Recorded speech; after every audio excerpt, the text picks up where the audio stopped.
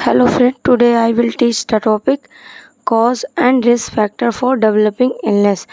आज हम ये देखेंगे कि जो हमारी बॉडी में इलनेस होती है उसका कॉज क्या है, वो उसका कारण क्या है और हमारे ऐसे कौन से रिस्क फैक्टर हैं जिससे इलनेस हमारी और डेवलप हो जाती है हमारी बॉडी में। इसका सबसे पहले देखेंगे introduction. Illness is a personal state in which the person feels unhealthy और इल। ये जो इलनेस है ये कि ये पर्सनल स्टेट है, मतलब कि जो पर्सन है वो खुद फील करता है कि मैं हेल्दी हूँ, कि मुझे कोई डिजीज़ हो गई है। उसके अंदर खुद वो अगर उसको फीवर होगा या कोई भी प्रॉब्लम होगी तो उसको खुद समझ में आएगा कि मैं अनहेल्दी हूँ। इलनेस में और में रिलेटेड टू डिजीज़। इलनेस किससे रिलेट करती है? डिजीज़ से। जब हमारी बॉडी में कोई डिजीज़ होगी तभी हमारी इलनेस होगी, तभी हमें इलनेस फील होगी। इलनेस और डिजीज़ में क्या डिफरेंस होता है?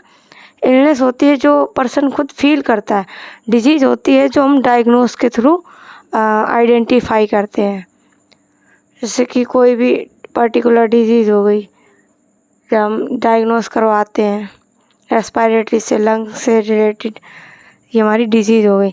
Illness is a state in which person physical, emotional, health, intellectual, social. जो इलनेस है वो किसी भी स्टेट की हो सकती है। हो सकता है वो पर्सन फिजिकली अनफिट है, इमोशनली अनफिट है, इंटेलेक्चुअल और सोशल अनफिट है। वो किसी भी टाइप की इलनेस हो सकती है। नेक्स्ट हम बात करेंगे रिस्क फैक्टर की। तो सबसे पहला आएगा जेनेटिक और फिजियोलॉजिकल रिस्क फैक्टर। जेनेटिक और फिजियोलॉजिकल फैक्टर में आएगा एज, नहीं, जेनेटिक और फिजियोलॉजिकल फैक्टर मतलब ऐसे बहुत सारे डिजीज़ होते हैं जो हमें जेनेटिक्स हो जाते हैं। फॉर एग्जांपल डायबिटीज़ मेलाइटस हो गया। अगर हमारे मदर को या किसी को हमारी मतलब फैमिली में है तो मतलब कि उसका नेक्स्ट जनरेशन में होने का चांस रहता है, उसे हम बोलेंगे जेनेटिक फैक्टर। नेक्स्ट होगा age. The risk of birth defect and complication of pregnancy increase women bearing children after the age of 35 year. कोई भी अगर वुमेन है वो 35 ईयर के बाद में अगर बेबी अडॉप्ट करती है, उसकी एज ज़्यादा हो गई है, इसके बाद में वो बेबी अडॉप्ट करती है तो उसमें कोई भी बर्थ डिफेक्ट हो सकता है। बर्थ डिफेक्ट क्या होता है? Any abnormality occurring before birth, यानी कि जब बच्चा जो बर्थ होता है उससे पहले उसको कोई भी बर्थ डिफेक्ट होगा, जैसे कि डाउन सिंड्रोम हो गया। अगर वुमेन है वो 35 ईयर के बाद में बच्चा बियरिंग करती है। नेक्स्ट होगा एनवायरनमेंट। एनवायरनमेंट से भी कई सारे रिस्क फैक्टर होते हैं। The physical environment in which person work lives each increase the risk. Physical environment जैसे कि हो गया नॉइस, पोल्यूशन, ये सारा क्या है? हमारे कहीं ना कहीं रिस्क फैक्टर है किसी भी डिजीज़ को। नॉइस ज़्यादा होगा तो हमें डिफनेस होगी, बहरापन, हमें सुनाई नहीं देगा। यही सारे इंक्रीज़ करते हैं रिस्क फैक्टर को। नेक्स्ट होगा लाइफ स्टाइल।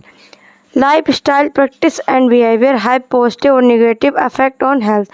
ये हमारे बिहेवियर पे मतलब डिपेंड होता है कि हमारा बिहेवियर पॉजिटिव है कि निगेटिव है। अगर निगेटिव होगा तो हमारी हेल्थ को ये अफेक्ट करेगा। पॉजिटिव बिहेवियर हमारे लिए अच्छा होता है, निगेटिव बिहेवियर हमारे हेल्थ के लिए भी और हमारे लिए भी अच्छा नहीं होता। Stress can threaten mental health and physical wellbeing. जो स्ट्रेस है वो हमारी फिजिकल और मेंटल हेल्थ को डिस्टर्ब करती है, जिससे कि हम उसकी मेंटल कंडीशन को भी पता कर सकते हैं।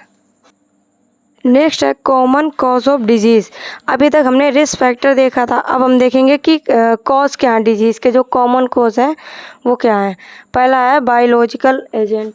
बायोलॉजिकल एजेंट में आ जाएगा bacteria, virus, fungi, other micro. जो हमें बैक्टीरिया वायरस से होती है डिजीज़ उसमें उसको हम बायोलॉजिकल एजेंट बोलेंगे।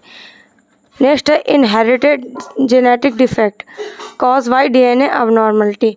अगर किसी भी पर्सन के अंदर डीएनए में अबनॉर्मलिटी आ गई है तो उसको हेरिटेड जेनेटिक डिफेक्ट होगा, जैसे कि उसको डेवलपमेंट प्रॉब्लम होगी, डाउन सिंड्रोम होगा।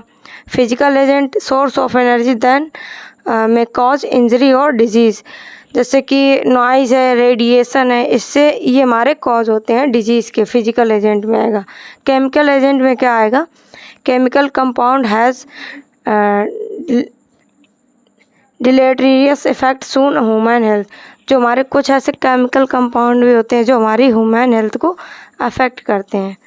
नेक्स्ट हमारा है टिश्यू रिस्पॉन्स टू इरिटेशन, जैसे कि टिश्यू में कोई भी प्रॉब्लम हो गई, फॉर एग्जांपल इन्फ्लामेशन हो गई, तो हमारी उसमें से फीवर, इन्फ्लामेशन, इंजरी ये हमारी बॉडी में अकर करेंगे टिश्यू में अगर कोई भी प्रॉब्लम हो गई। Faulty chemical and metabolic process, अगर किसी भी मेटाबॉलिक प्रोसेस में अगर डिफेक्ट आ रहा है, जैसे कि अगर प्रॉपर पैनक्रियाज से इंसुलिन सिक्रेशन नहीं हो रहा है तो कहीं ना कहीं मेटाबॉलिक जो हमारा है वो डिस्टर्ब हो रहा है, जिससे हमें हाई ब्लड शुगर हो सकता है। और कभी कभी हमारा प्रॉपर ब्लड सर्कुलेशन नहीं होता तो हमारा ब्लड प्रेशर भी बढ़ जाता है। नेक्स्ट आएगा इमोशनल और फिजिकल रिएक्शन टू स्ट्रेस, कभी कभी क्या होता है जो पर्सन होता है वो इमोशनली और फिजिकली वो हमारी हेल्थ को अफेक्ट करता है। नेक्स्ट आएगा अकॉर्डिंग टू इटियोलॉजिकल फैक्टर, ऐसे कौन कौन से इटियोलॉजिकल फैक्टर हैं जिससे हमें डिजीज़ अकर होती है, मतलब ऐसे ऐसे कौन से कॉज हैं जो हमारी डिजीज़ को अकर करते हैं। हेरिडिटरी, अगर किसी को hereditary due to defect in gene one और other parents in which transmitted to of sharing, मतलब अगर किसी के पेरेंट्स को कोई भी जेनेटिक में डिफेक्ट है तो वो उसके मतलब बेबी में ट्रांसफ़र हो सकती है, one generation to next generation transfer हो सकती है। नेक्स्ट है congenital due to defect the development, अगर किसी को कंजेनाइटल प्रॉब्लम है तो उस जैसे चीफ पैलेट, चीफ लिप्स, तो वो भी हमारी कहीं ना कहीं हेल्थ को अफेक्ट करती है।